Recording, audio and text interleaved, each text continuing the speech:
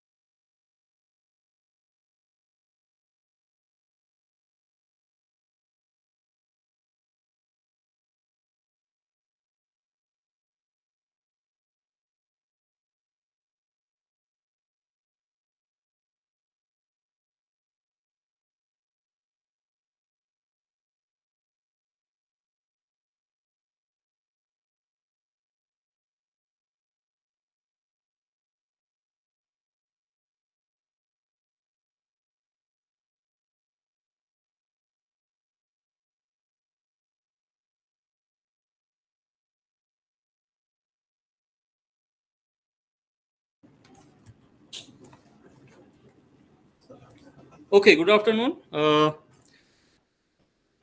As you can see, the topic is game theory. It should be actually you can say game theory for artificial intelligence. That would have been more appropriate. But very recently, this meets name has become very frequent in some papers, so I use it that. So some of you, I think, may be knowing me. I am faculty in EC department. We have one lab also there, where we work on various problems of machine learning and its application. So this will be a flow. I will first of all give a basic overview of AI, then machine learning. Then in particular, I will more delve into reinforcement learning because that is more related to game theoretic setup. Then I will also introduce game theory, and then a little bit motivation that how it is related to AI. I also have put up one slide where if any one of you is interested in going deep into this, maybe for your BTech project or you want to go for higher studies in that direction, I have one slide for that, what you should read. So AI has a lot of definitions. There is no consensus on what it should be.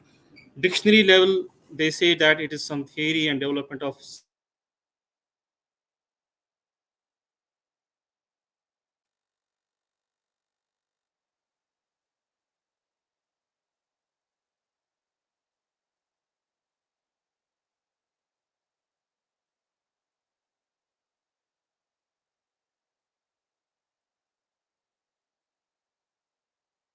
right? Suppose if you see the virtual reality right now, VR and augmented reality, you may find some movie long back they might have depicted there that this may happen. Now it is happening.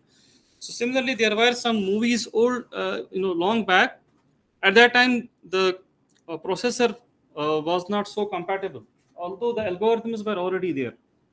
You get astonished even before the development of personal computer, various machine learning algorithms were already there, but we didn't had that hardware that VLSI set up with us by which we can have those high-end processors which would run them.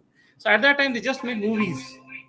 Okay, अगर अब ऐसा होगा तो कैसा होगा फिर? What they can do? They can bring destruction and all those things. So that is why this was pointed at that time that we want to mimic the complete human intelligence, which is a very very far and dream. You all know it is not achievable easily. Then there is some other Britannic definition. Wikipedia defines that intelligence is demonstrated by machines as opposed to the natural intelligence displayed by humans or animals. This is, I think, more practical. Like it is not like artificial definition where we see it's quite clear we can't create exact intelligence as humans. Okay, that is the upper limit. That is the target. It is good to keep that target so that we do better. Even till now, it has been now almost 3 decades of research in computer vision. You might have seen those memes in Twitter also that cat is coming up and they say it's a dog. That is your AI algorithm, right? So there was one meme I forgot to put it here. On left hand side, it is showing AI going to destroy the world. Then right hand side, my AI algorithm. It's showing cat. It's a cat, but it's displaying dog. So this is practical one. Okay, that it is the intelligence demonstrated by machines, mostly of course computers, as opposed to the natural intelligence. Then the standard textbooks they say that it's a study of something called intelligent agents.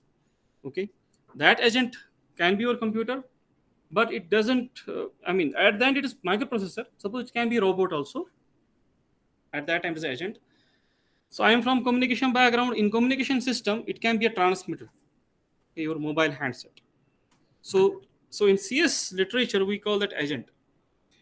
So it's any system that takes some measurements from the environment, takes some inputs, perceives it, and then it takes some actions and wants to maximize some of its goals. Okay. So as a chess player, if any one of you is playing chess, I think you may think of a chess player as an agent who is perceiving the environment, is keeping eye on all the those what are those piadas and what are right. Yeah. So this chess will be helpful in understanding game theory also later on. And then it wants to take action, that which one I should move, and then some things are predefined. You can't take this much steps with any of those points. So what is its goal? It wants to win the game, right? So this is one scenario which we see every day. Businessmen, okay, especially those who invest in the stock exchange, they also they assess the whole environment, what other stockers are doing, how they are investing in the stock, and then they want to maximize their profit, okay, and then they want to take some actions. So at basic level, AI uses definitely computer science domain, and it uses data to enable some problems to be solved. So now the word data entered here. That is why these days these are some buzzwords: big data analytics, machine learning, data analytics, other things. So in most of the current AI problems, data is the key, right? So you'll see there are separate courses, seminars, then Python package on data cleaning, data formatting, right? If you don't have data in a proper way, a proper format, and without errors, your AI algorithm will not help, right? Even if you have supercomputer with you, data is not proper, it will not help. Suppose you have a data of height of a person and weight. Okay, so while entering data, or because of some reasons, there are some errors. The 9 feet height is also there somewhere. 10 feet height is in some data. So we need to use some techniques by which we can something called clean the data, process the data. So that is another field, but people sometimes they take it same data analytics, machine learning, AI is sub ek hi hai. No, okay. So I will show you one more slide where we show the difference between especially AI and ML. So machine learning, because this is used as a synonym, which is not correct. We use this AI oblique ML, right? Machine learning is a particular set of you can say algorithms, okay, uh, that learn and adopt from experience, or their experience also it comes from the data, okay, without being explicitly programmed. That doesn't mean we don't need programmed at all. No, it means it's a one-time job. Okay, you'll see that once we design any machine learning algorithm for a particular system, okay, which has a particular environment, then you don't need to program it again and again. There is adaptability in it.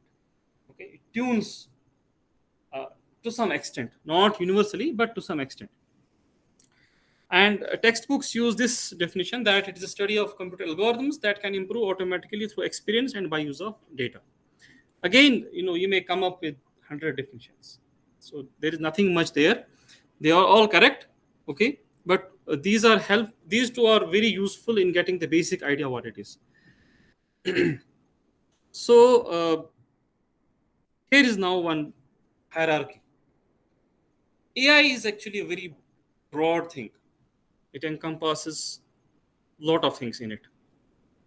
Machine learning is its subset. Okay. And then I will talk about ANN later on.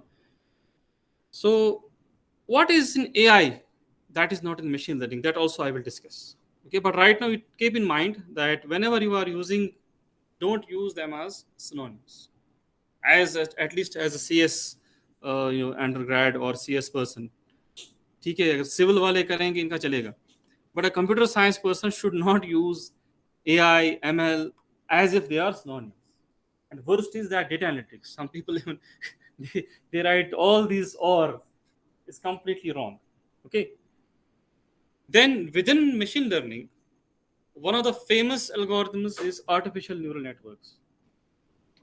Within that, this one which has become a buzzword, and all people try to use this word in their papers, in their projects.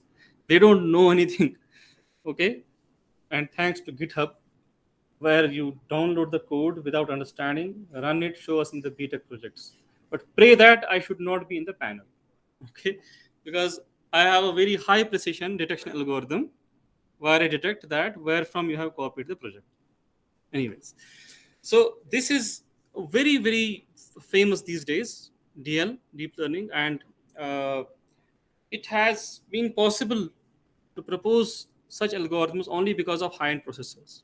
By the way, you know that usual machine learning works on your usual CPU. So I have a laptop, I have CPU in it. So I can use usual machine learning, that old ones. Deep learning is computationally very costly. You need something called GPUs for it. Okay, mostly if you have very huge data and you want to do something great. If you want to experimental work, okay, you can do on your laptop also using CPU. Okay, but just keep this in mind now onwards. Okay, now I want to take one poll. How many of you had concept till now that AI and ML are same? Just raise hands. So you all were well. Okay, you had this concept. Oh, you didn't know. Okay, okay. There was a confusion, right? Okay. Now here is a list. You may ask that ठीक है फिर AI में क्या है जो ML में नहीं है? So here is one, fuzzy logic. How many of you know fuzzy logic?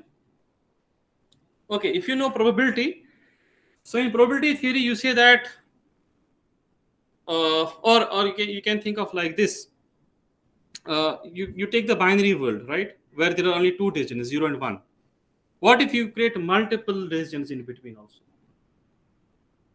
and you assign some numbers to that which are similar to probabilities? I'm giving a very layman's idea, and that will help you in automating some systems. I will give one example that which I have also worked on. Suppose you want to mimic that. How is the behavior of human beings in using electricity at home?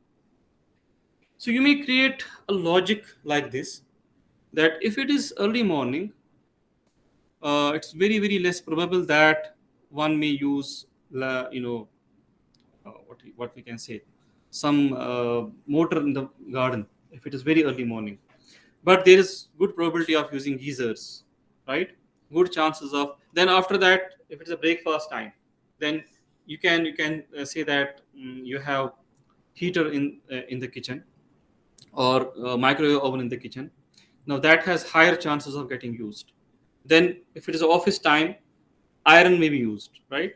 In the daytime, there may be some motor which is connected to some, something where you should just shower the water on in your lawn. You have flowers there, flower beds and other things. Similarly, towards and in the evening, people come and they may watch television, right? So what you can do is you can create a logic by which you can assign something called membership functions there, and some numbers which will give the probabilities of at this time what a person may be using. Okay, this is one example. Similarly, in different systems you can, it's called, that's why it's called fuzzy logic, because usual logic is just 1 or 0, true or false. So here you have more. So in between true and false there can be something more. Okay, that is not necessary, that is not at all a machine learning paradigm. Okay, let me tell you briefly here what machine learning paradigm is. So in machine learning, you usually have input. Okay, let me give very simple example. Suppose you have what should I take? Suppose you have your CGPA. Okay, and whether the person is placed or not. So CGPA is your input, and your output is whether the person is placed or not. Very very simple thing. And later on, you may want to use this algorithm that directly you tell me the CGPA, and then I will tell you whether you will place it or not. Although you will feel that this input is not sufficient to decide, but let's take it like this right now. So you can take CGPA of previous students who are already placed or not placed. Okay, definitely everyone is placed after a few years, but what we want here is placement within BTech. If you want to take data, what was your CGPA out 5th semester, 6th semester? You sat in the campus placement drive and you got placed. So we want to design an algorithm which will somehow learn about it. Later on, when a new batch comes, even before sitting in the placement, we may put up a poll in 5th semester starting that let's see who among you need improvement. So we'll just take the CGPA. This algorithm will tell us whether he will be placed or not. Okay. So in machine learning, what usually we do is we represent input by something, suppose X, and output by suppose Y. Now, how is the relationship between the two? So we start with guesses. So the initial stage of machine learning was regression based. Okay. So will it be linear? So you can write Y is equal to AX plus B. Now A, B are something called weights. You need to learn about it. So what will you do is you will feed in the known data, known X and Y, and estimate A and B. You can do that. That is simple equation solving and some calculus. But then what should be the criteria of choosing A and B? Okay. So what you will do is you will say one thing. Say I have data of 100 students already with me with a CGPA and with their placement data. Okay. I will break that into two parts. One thing called training data, the other called testing data. That is also complete data. Like this, suppose this is student 8.8 CGPA, place it, yes. 7.5, place it, no. Okay. Although you can here guess, this machine learning algorithm will be a very simple threshold algorithm. That if strictly only CGPA is taken into account, then definitely above some CGPA people are placed, below some CGPA people are not placed. We need to add something more, but that will complicate the system. Okay, suppose we can add how many extracurricular activities you have taken part into. We can quantify some more because you need to quantify it here. Similarly, we can some people have participated in debates, so how they have performed there. We may have some numbers of that. Some people have done internships. Now we can rate internship out of suppose 1 to 5, the place where you had an internship and the feedback of the those industry or university at 1 to 5. We can feed in that data. That will then give a more accurate, not only CG. I'm just giving you an example here. Now what will we do is we will suppose this is now these students we take as training data points. Training means we will feed in X, the known X's and known Y's here, okay, and get A and B. How? The way it will be done is, suppose you given the CGPA and you know beforehand is placed, but algorithm may sometimes give error also, right? So there will be two things. One is the actual output, the other is the estimated output. So you need to find a difference between the two. Okay, then take average of this difference. That is, you have 100 students, so you will take this algorithm, estimate the output, then you have real output, subtract it, add it to the other students reading, third, fourth, fifth, take average of it, and you try to minimize it. You chose A and B in such a way, we try to minimize it. So the main thing here comes is we want to minimize some particular function that's called cost function. So this is the main characteristic of most of machine learning algorithms. You have something called cost function, which will be defined in terms of these something called weights and data points. Okay. You see fuzzy logic, you don't have any such paradigm there. Okay. So this is one example where you can easily understand whether it is a machine learning problem or it is outside the fold of machine learning problem, but within the AI. Okay. Suppose there is one more paradigm which is related to game theory. I'll just give an example there. There we don't have data. No data at all. What it does is system takes some action. But then later on it sees, oh, I regret, I should not have taken it. So it learns that for future. But it can't repeat the previous mistake. It can't correct the previous mistake. You don't have that sequential data, complete data with you. No. You are learning after taking the action randomly. And then what happens is after some, so it's like a blind person. Suppose a blind person is here. He has to reach the door. He doesn't have any data. Okay. So he is just moving. And he thinks if I hit some place, I should change direction. Very simple. Unless and until I find some way out. Right? So what this blind person will do, next time if you let him come back to the same spot, it will not take him much time. He'll directly go. Right? So this type of problem sometimes may not fall within the machine learning paradigm. Okay? So this is the basic thing about it. Then there are something called bioinspired algorithms, which also some of you might have heard Genetic algorithm is a famous one. These algorithms mimic some of our processes, maybe within body, some of the processes executed by animals. Like there is something called ant colony optimization. That has been, that is inspired from the way ants coordinate with each other. Okay, genetic algorithm, it its motivation is from the way genes inside are formed. Okay, chromosomes inside are combined. Similarly, there are other algorithms, swarm algorithm, and evolution is very big list. You can search it. So they all don't have a usual machine learning setup. There is nothing like cost function. They are in some sense called meta heuristic algorithms. Okay, and then machine learning in particular. Now this is the most famous paradigm of AI also.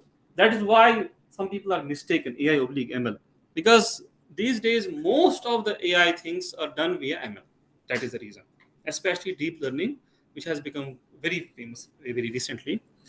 And now machine learning algorithms broadly fall into three main types. One is the unsupervised type of learning, supervised learning, reinforcement learning.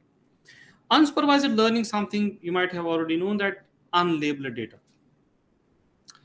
As an example, suppose you have a class and you have information about the students.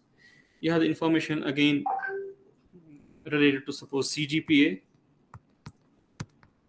You have information about their previous educational background, maybe 12th class, they have some position or not, 10th class. Okay, then maybe at the stage of 7th 8th semester we can ask whether someone has some publication, has published some paper, or taken part in some competitions. Okay, internships, and where they have done internships, some awards won. So you have a lot of information. Now you want to categorize the students. Okay, how many categories can you form? Sometimes the logic can also help, but if you see from a mathematical point of view, there is no reason that I should have only two categories, three categories. No, I can have like very good students, then very good students, very good, good, bad, very bad. I can go on adding very and create a lot of categories, right? So I don't have a label on any student till now. Now I am creating a label on it. So that type of learning is called unsupervised learning, and the famous algorithms are like clustering algorithms, which you might have, some of you might have seen, especially you had in some internship. So k-means and other things are there. So structure is almost there also same. So if I go to this first figure, uh, let me take this like this. Let's suppose it is about x-axis is about maybe height, y-axis is about weight. We want to group people whose height and weight ratio is correct, and then it is having three colors. So it means the algorithm has been run already on over it, and it has categorized all the people in three categories: blue color, green, and red. Okay, so they are different from each other with respect to their height weight ratio. uh, so what will I will just explain one algorithm, k-means. What that does is, it is happening with my WhatsApp. Okay, so let me log out because it's creating disturbance.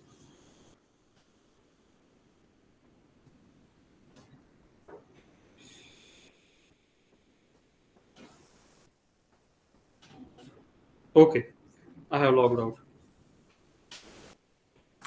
So suppose you have these data points like this.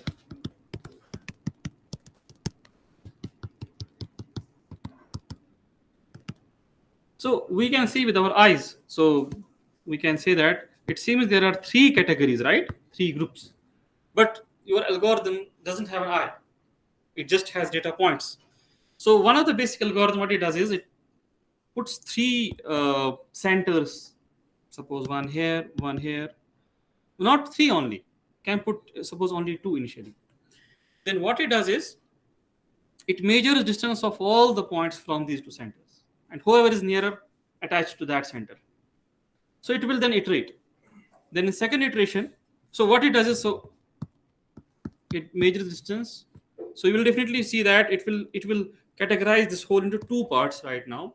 Okay, and then it will recompute the center by taking average of these pointers. So the center will now shift somewhere here, sorry, green color, and somewhere here. Then it will again compute distance of each point with this new center. Okay, till what? Till there is no change in the center. But we see there were 3 groups. What will you now do? You will increase one more center and try with the 3 groups. Increase one more center. And then you can go on increasing. As I said, it will go on categorizing. But there is one major that we would stop where the variance of data becomes minimum. In one way, error becomes minimum. Okay.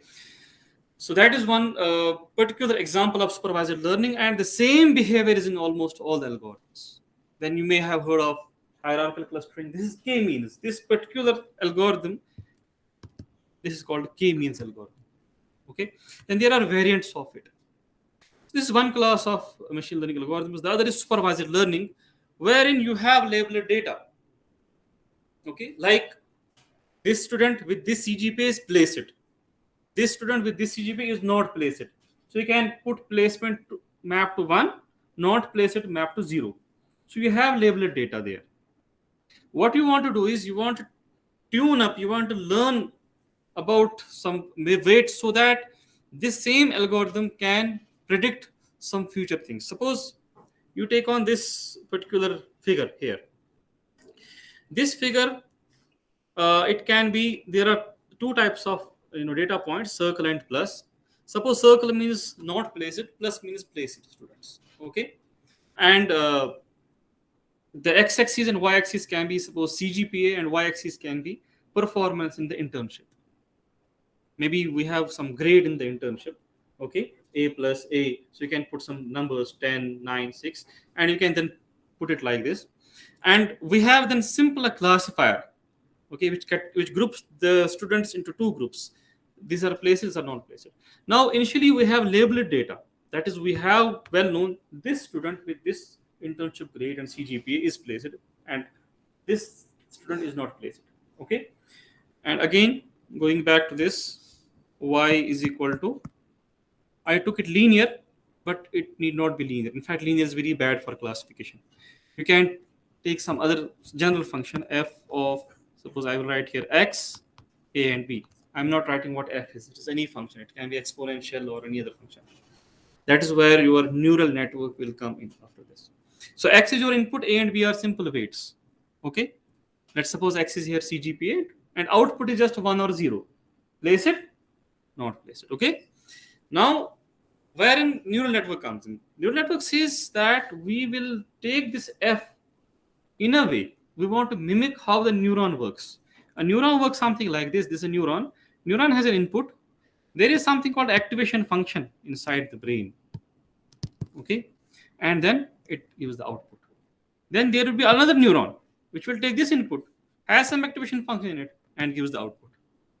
Now it depends upon the choice of activation function that how well you are in this neural network. That is why it's called neural network. So earlier I was showing you, seen a simple regression. Y is equal to ax plus b, or y is equal to e to the power minus ax plus b. We're just trying out different equations. Now we want to mimic the functioning of neuron. The way neuron is taken input output, let's design algorithm the same way. So if you take now multiple neurons like this, then you can take second layer of neurons. Okay, and then finally this will be y, and this will be, suppose, x1, x2. X1 can be CGPA, x2 can be internship pointer, and y will be place it, not place it. So now you will have a lot of parameters to be tuned up, because now there are a lot of neurons.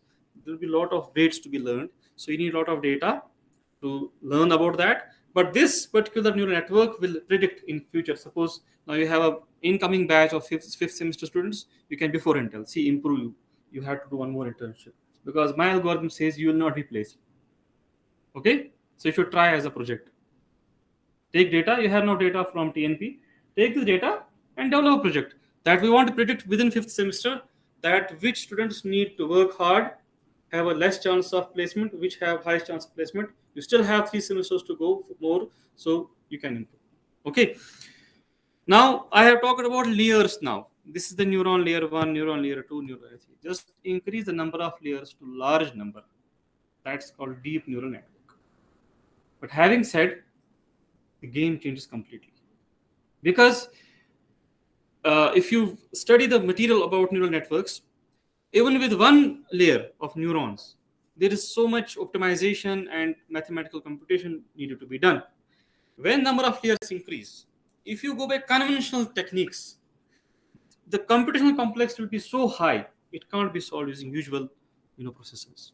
That is why it became a separate field, because they thought, no, we have to come up with different techniques. Having said that, not only techniques, we need to have different hardware. So that is why we use GPUs. Okay. So usual regression program, usual ANN neural network with 1 layer, 2 layer, okay, your CPU can do. Once you have suppose 15 layers, 15 neurons parallelly, your CPU will just fail. It can't work. Okay. So that is supervised learning. Then the third one is the reinforcement learning. Let me see how fast. Okay. So if I go by official timing, I have to go by up to 4:45. Okay. So I will try to wind up. Reinforcement learning is a little bit different. Here, you first of all perceive the environment. Okay. And then agent. Agent means here, as I told, it can be a robot, it can be a computer, or in a communication, it can be a transmitter. Agent is there in some state. Suppose you are in the state of, let's do it like this. You are either hungry or you are not hungry. That is your state. And then based on the state, you may take some action. Action can be you want to drink water, you can take a sandwich, biryani, okay, and some sweets. These are different possible actions. Okay. So now you choose any particular action, but what is in your mind? You want to achieve some goal. The goal is that the hunger should go away. But sometimes it will go with biryani, sometimes it depends upon, suppose early morning you can't take biryani, right? So you like to have a burger. Okay. So this is one example wherein you will learn by first of all examining which state you are in, and there should be some cost or reward associated with it. Here the cost or reward is simple. You are eating and hunger goes away. Better example is your classroom. Okay. So see, all of you will be in some state. Suppose you are in a state of don't want to study, or you want to study, you want to study. Okay. Mood hai ya mood nahi, right? Then there are possible actions. You will go and open the book, or you will go play some game, open the Facebook, or you will go online and watch some videos related to your course. There are different actions. Then these actions will have a consequence. You may get rewarded, or you may have to pay. Suppose you take actions in such a way that you first study, play some time, come back, you watch videos relevant to the course, again play some time, then you come back, you study, watch Facebook, come back, watch videos. Okay. Then the reward will be your suppose midterm examination marks, final examination marks, right? So this paradigm of learning is called reinforcement learning. Okay, where you have some actions to take in, you are in some state, and you will get some reward. So its practical example is robot. A robot, it will be in some state. Okay, state means suppose a location, lat long location, or a three-dimensional. So we will have a particular location in 3 dimensions, and then suppose goal of a robot is to reach to this door or pick up something. So it will take action. The action can be move right, move left, move forward, move backward, or stop. Okay. For each action, there can be reward or there can be cost. Cost can be that if it strikes some object, it will assign inside some minus value. I should not. So that next time it will not go into that way. Reward will be if it takes a step, doesn't strike anything, it will give some plus points to itself. There will be something called a reward function. And it will try to take those actions which will maximize the reward, minimize the cost. So such an algorithm is already implemented in a robot.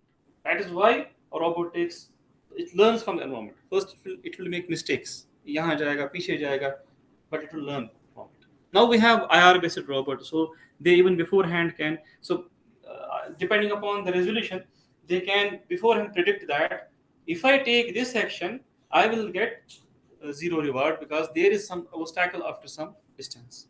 So you can then design sophisticated algorithms. Then there are some games like Pac-Man, Atari game, poker. They are all designed using reinforcement learning. You know, Pac-Man, I think all of you have played. The automatic pack, if you want to automate that, you know how algorithms are being tested, benchmark are tested using video games. They're not completely useless. So what they do is human versus computer. So suppose you want to check the performance of some reinforcement algorithm. Use that algorithm playing Pac-Man. Other person will come up with other algorithm. Then they will see who wins the game in less time. The famous one is Atari game. Okay, that is the benchmark game for testing various learning algorithms. So it has been used even in wireless communication. In one of my papers, I have little bit used this reinforcement learning in allocating the various resources in wireless communication. And why I have chosen reinforcement learning, because it is more related towards game theory, which I will briefly tell you what it is.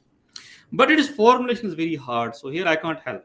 Okay, it's based on something called Markov decision process, which is heavily based on probability theory.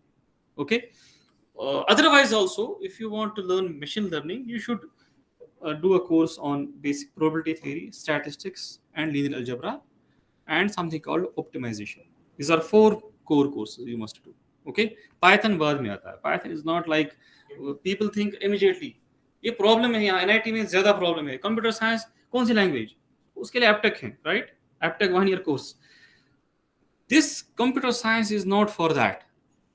You have heard about theoretical computer science? Look into what is there. Complexity theory, automata theory, right?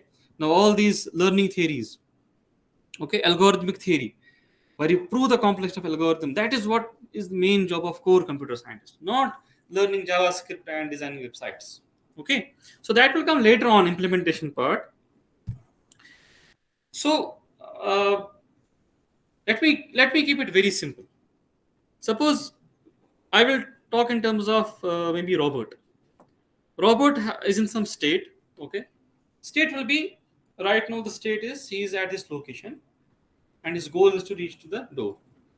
And action will be right, left, straight forward, or you can say forward, backward, or stop. More sophisticated robot will have more number of, okay, northeast, northwest. Because east, west, north, south, move karo. Northeast, northwest, southeast, right? So you can then increase the number of actions. And what will do is, see, you are in current state. It will move to next step. There will be some probability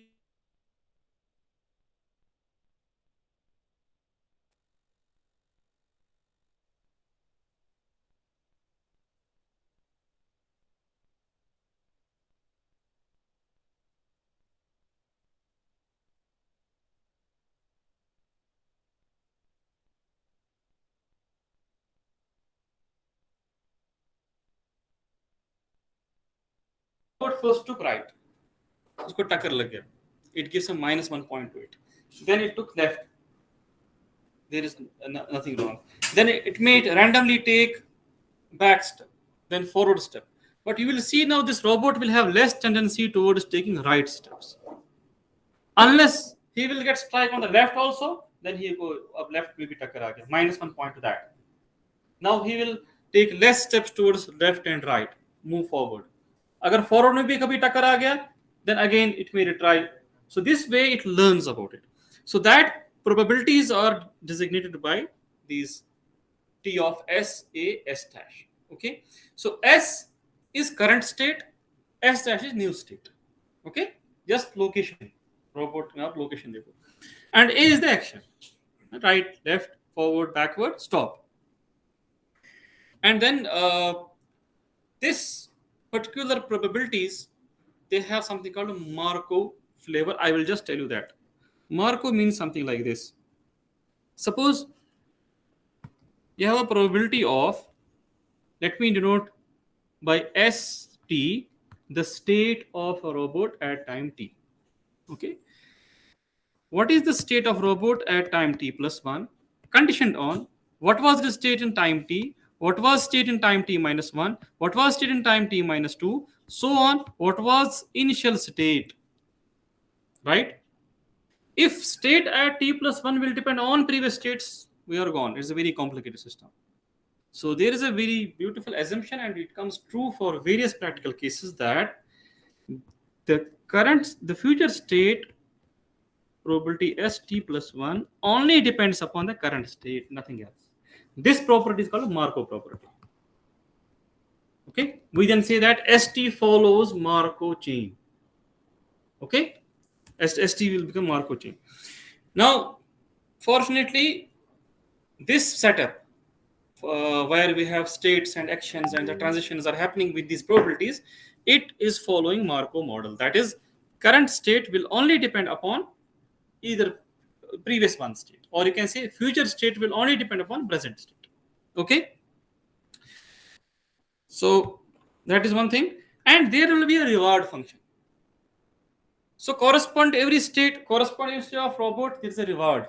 That reward is given when he takes some action, right? Like he moves forward, nothing struck at him, so you can assign some plus 1 reward to it. But he moves forward or moves right, something strike, and there will be sensors for, strike ho gaya nahi ho gaya, iske liye sensors honge, right? Piezoelectric sensors. Then you will assign -1 reward to it, particular state. And the goal of our problem will be to maximize this reward. Okay, it can be cost. अगर आप cost बोलेंगे इसको, तो cost क्या करना होता है? Minimize. Okay, suppose there is a person, he has lot of lanes to go into, but उसको पता ही नहीं है, कहीं कहीं पर पुलिस वाले बैठे हैं, he doesn't have a license, so he can be challened. Now he has a cost. So what will he do? He will उसको रोज जाना है, right? He first goes on particular way, वहां पुलिस वाला बैठा है, he had to give the cost.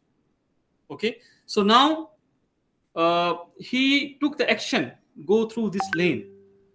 Okay, and he's in the state is that I am riding, this is state, or the next state can be stop. Now next day, will he go through that same lane? No. So inside our brain, this reinforcement learning is running up. He will try some other lane. तो मालूम वहां से 200 रुपए लिए, कल 100 रुपए दिया था, right? So what will happen is, suppose if there were only 2 lanes, what will he do? He will not prefer the previous one, because now his cost has increased. He wants to minimize the cost. He will try all the different actions corresponding to different states unless and until he hits the minimum cost. Okay, so this is the cost way, or you can say reward way. मान लो उल्टा है कि हर सड़क पे कोई आपको 100 रुपए देने के लिए बैठा है, right? Now you will go through the road where you get the maximum reward. So there will be now we will form a policy. What is that policy? Policy ये हो गया कि जब इसने पूरा learn किया ना ये, अब इसको ये policy, अच्छा state. Now what can be the state for this rider? I missed that. Suppose state can be the time you are leaving.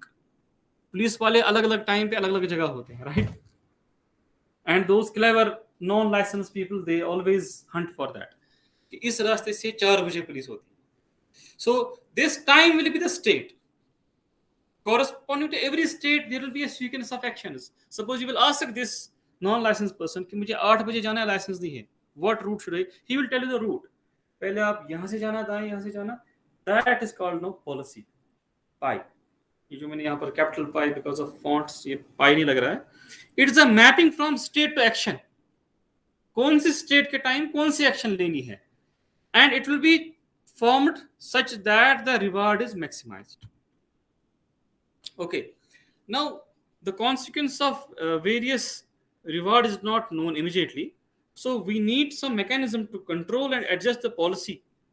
So that particular mechanism, the whole paradigm is called reinforcement learning. So I will not go in detail in that. So these are some very horrible maybe expressions for some of you, but you can look at it. If you know probability is the expectation, it's average of R. R is the reward. Gamma is discount factor. You will not understand it. मुझे 2 साल लगे समझने में. So gamma is not easy to understand why it is introduced. Okay. although it is introduced to minimize the effect of future. But or you can clearly say it is just you are summing the reward over the whole time. Okay, st is the state at time t conditioned on initial state. Okay, and expectation, because it will be completely random. Okay, so you have to take expectation. So this becomes something called a value function, and we want to choose the action corresponding to state such that this value function is maximized. So there are algorithms for it. It's called value iteration algorithm. Then there are lot of variants, policy iteration, other things. I will just skip that. Now I will come to game theory briefly. These are the three people. First of all, it was von Neumann, then Oscar Morgensen. They were so von Neumann, he was all rounder, quantum mechanics, computer science, he knew everything. So he was the first who introduced the notion of game. Oscar and John Nash. Oscar was pure economics. John Nash was also economics person, but he studied mathematics also. He had a PhD thesis of 35 pages, okay, which constitutes your BTech chapter on project. And in that 35 pages, he proposed a very beautiful theorem, which is called the Nash Equilibrium theorem in game theory. So they are the founders, but mostly Nash. You might have seen the movie Beautiful Mind, or there's a book novel also on that. So which describes his life, So here is what game theory is about. Till now, we were talking about a single robot, a single agent, a single computer. Okay. Now everyone wants to win, but everyone is trying to be a star. That is a problem. Suppose there are two robots, and now they want to go out of the door. So they may conflict sometimes. Their actions may affect each other. वो आपस में भी टकरा सकते हैं, right? Similarly, there are two students in the class. They want to get. Suppose there is one company that is having very highest package. Both of them are toppers. They want to achieve that, right? So both of them have common goal. वो एक ही बच्चे को लेंगे. So their action will affect each other, right? So अगर ये ज़्यादा CGPA लाएगा, he has no more chances. अगर वो ज़्यादा internship अच्छे से करेगा, he has more chances. अगर ये ज़्यादा coding skills achieve करेगा, he has more. So there is always trade-off. So that is what they are discussing here. Now, each topper is discussing कि मुझे क्या-क्या करना चाहिए ताकि मुझे मिल जाए. So there are 10 to the power 40 ways. Like in chess, there are 10 to the power 40 sensible moves actually, right? So what strategy should I choose? So the other topper says that I cannot predict it at all. What should I do so that I will get that job? And all are rational. Okay, we are all rational, especially there are some toppers. They are very rational about it, that I want to grab this. Okay, so that is the problem. We are now into something called a multiplayer domain, multi-agent domain. Okay, जो मैंने optimisation का था, cost function minimise करना machine learning में, या reinforcement learning का हमने reward को मैक्सिमाइज किया. Now there are two people who are getting the rewards, but they are not independent of each other. अगर ये ज्यादा रिवार्ड लेगा इसको इफेक्ट होता है, ये ज्यादा लेगा इसको इफेक्ट होता है. So we say that it forms a game. That is what is called a game. Okay, and the goal is we must decide such a sequence of actions such that both are happy. Okay, so that is called Nash Equilibrium, a strategy profile where no individual has unilateral incentive to change his behavior. Little bit difficult statement. It actually means suppose I want all of you to perform well, all of you should get well placed. Of course, it's not possible that all of you will get equal CGPA. Okay, but what I will do is all of you will take some actions, take some steps, some strategy बनाएंगे आप पढ़ने की, internship की, coding skills achieve करने की, such that you get maximum CGPA as maximum as possible. Okay, if you know, it's not applied here. In IITs, they follow bell curve in their results. Bell curve, something like this, right? So they say that ये जो हैं, ये A+ वाले हैं, ये A वाले हैं, and then B वाले हैं ऐसी. So they say that you can't get, all of people can't get A+, A, irrespective of marks. It's called relative grading. So it means that strategy of one student will affect the other. Okay, because now limited number of A plus रखने हैं वहाँ. NIT में नहीं है. यहाँ पर अगर आप सब 90 लाएंगे सबको A plus मिलेगा. आप सब कुछ नहीं करेंगे सब फेल हो जाएंगे. But in IITs they follow relative grading. So there is a fixed number in some sense related to the class. So it means there is a competition and each one's strategy will affect the other. So it's a scenario of game. And all of you will be called players in that. Okay. And here is now some mathematical formulation. So strategies will be denoted by suppose SI, small si, and all possible strategies by SI. I is the player number. Suppose there are 2 students only you can take. So I is equal to 1 or 2, S1, S2. And then there will be strategy profile. It can be like this. मैं पढ़ूंगा, फिर मैं NPTEL videos देखूंगा, then I will attend Coursera, then I will go to internship for this place. This will be your strategy, S1, S2, S3, S4, depending upon how many it is. Okay, so other player will have other strategy profile like this. And now you will see it connects with reinforcement learning. Then there is something called payoff. It's similar to the cost. Okay, or you can think of reward. Based on the strategies, I may get some reward. That is, of course, in terms of CGPA till you get placed, right? Finally, CGPA kitna aa gaya. And now it is not only depending upon the reward of one player. No. Every utility depends upon reward of other players. Sorry, strategy of other players also. SI is your strategy. S minus I is all other strategy. Your utility, your CGPA is now depending upon how others are studying. Okay. So then Nash equilibrium mathematically defined as an optimal strategy. Optimal strategy. I do not type S star. It is optimal strategy. Suppose आपको मालूम हुआ कि topper NPTEL lecture देख रहा है. It is strategy. आपने भी यही कॉपी की. Got it. सिमिलरली आपको मालूम हुआ इसने वहां से इंटर्नशिप की, but you may not get it. You have already less CGPA. Okay. So wherever you feel that this is the best strategy, that you mark by star. यहाँ पर वही है S1 star, S2 star, SN star. Okay. Now if any user deviates from this strategy, you see SI dash. So that will only harm it. You see this UI SI star, SI minus star is greater than equal to. This is your reward. Okay. This reward is always greater than if any one of the students will deviate from this optimal strategy. Such a strategy which benefits all, that's called Nash equilibrium. Okay. And then accordingly we can define a best response. I will just skip it. And I will come to this point. This also I will skip right now. How is now game theory related to AI? The relation is that if you see reinforcement learning especially, there you had that reward function or value function, which was depending upon the reward. Now, if you have multiple players, okay, multiple robots, or you can think of any other multi-agent system. Suppose in communication system, you have multiple transmitters. Okay, in computer science, you have a same resource and there are multiple processes running inside your system.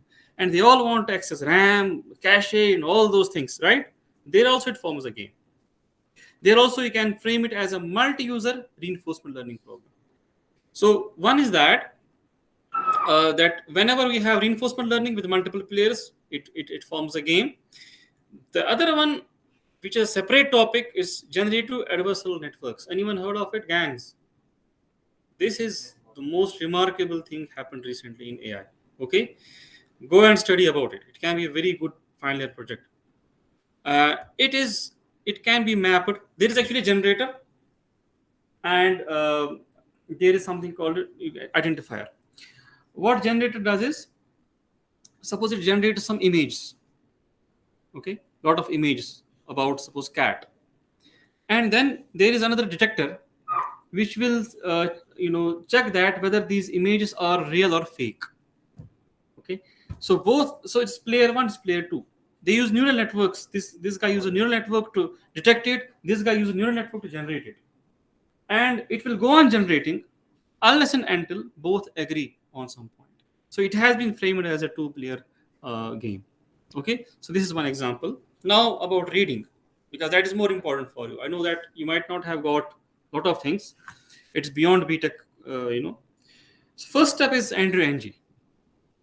Go to Coursera or YouTube has all the previous recordings. The old course on machine learning. That's the first step always.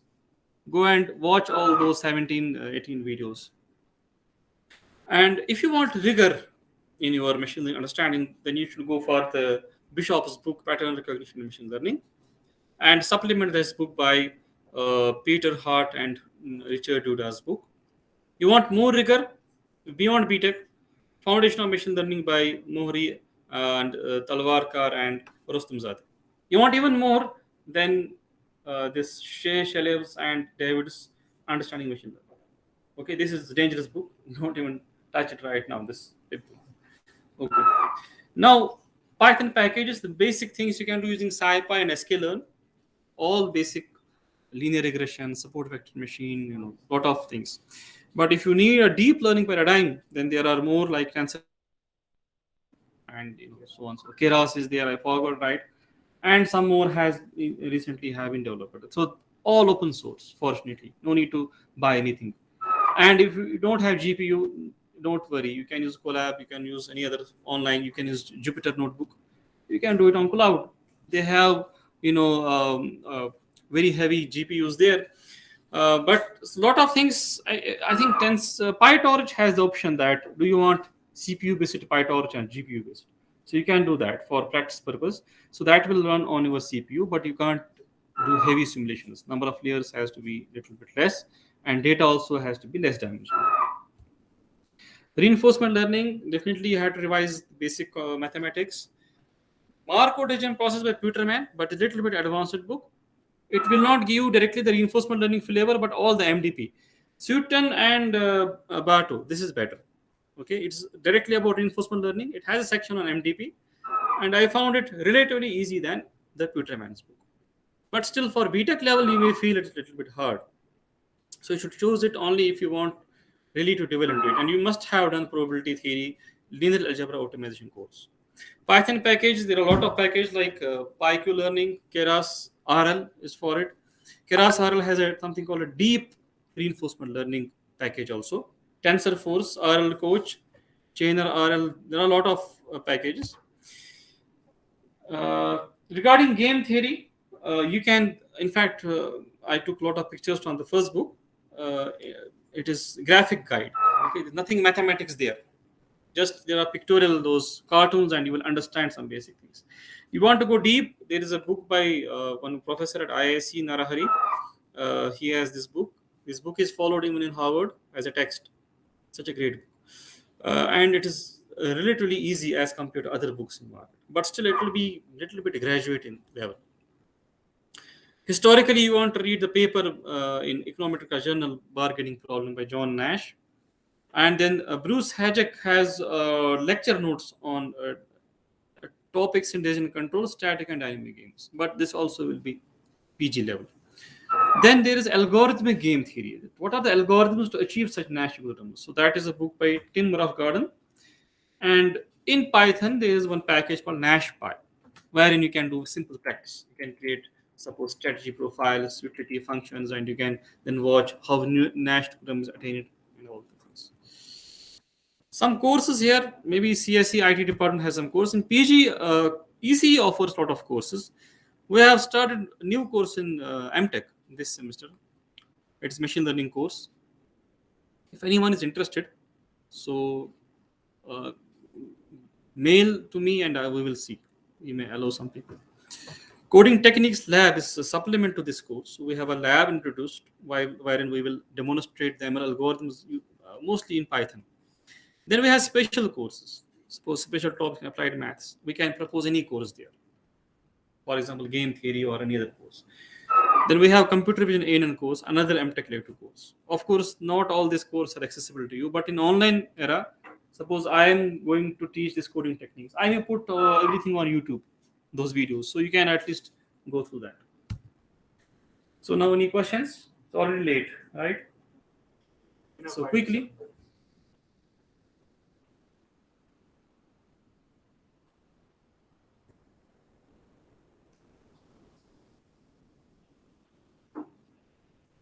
it's not necessary that they are related to write the concepts. You can ask about your future direction in this side, ML, AI. Okay. You can mail me also about the questions. I think we'll end because already late. Thank you.